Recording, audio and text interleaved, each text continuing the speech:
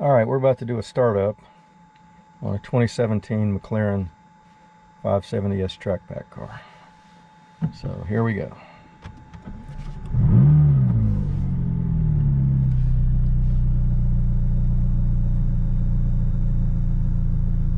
So you can see it's got 10,297 miles. Everything's up to temperature. This particular car has McLaren track telemetry. So you can actually go in, if you're at a track, you can actually set up a track day, manage tracks, manage drivers, all kinds of things. So, and it records it, and then you can go play it back. Navigation. It's actually from Parrot in Europe.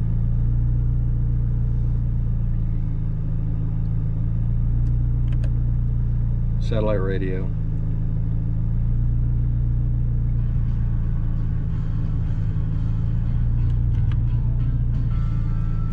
Equalizer.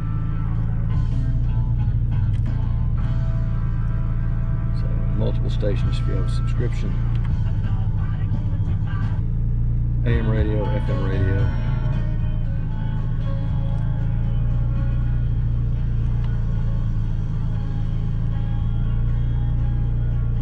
And you can go into settings and all kinds of things. This is climate control for air conditioning and heat. You can run it on automatic, or you can basically do most anything you want to it. It actually has a pretty good air conditioning system, I'm surprised. And back to navigation. That's cruise control. We're going to go down here and turn off the start-stop feature. You can put it in manual, or you can put it in automatic. It's manual. Has 3 suspension settings.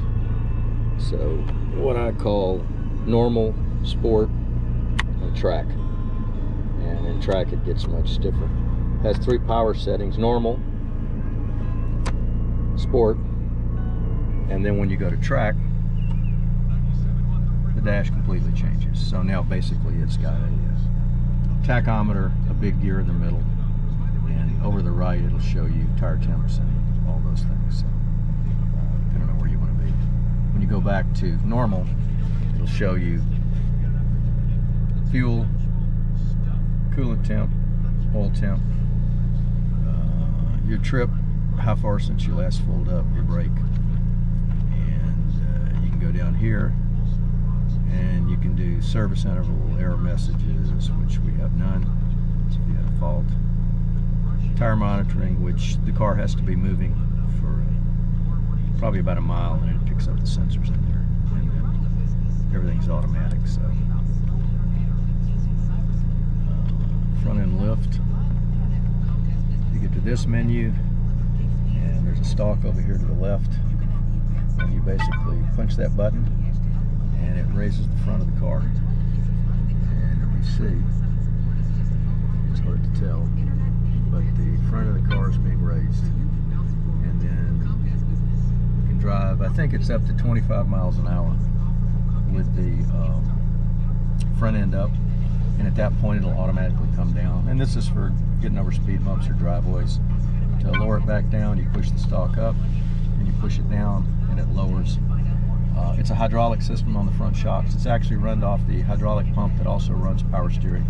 They use hydraulic power steering, McLaren does, but they have an electric pump up front that basically drives everything, so there's no load on the engine back there. And it's a flat plane crank, 3.8 liter, about 600 horsepower, twin turbo, dual clutch, and it revs extremely quick when it's warmed up. So that's basically it. Put your foot on the brake, you put it in drive, it automatically goes to first gear, and I'm in manual mode now.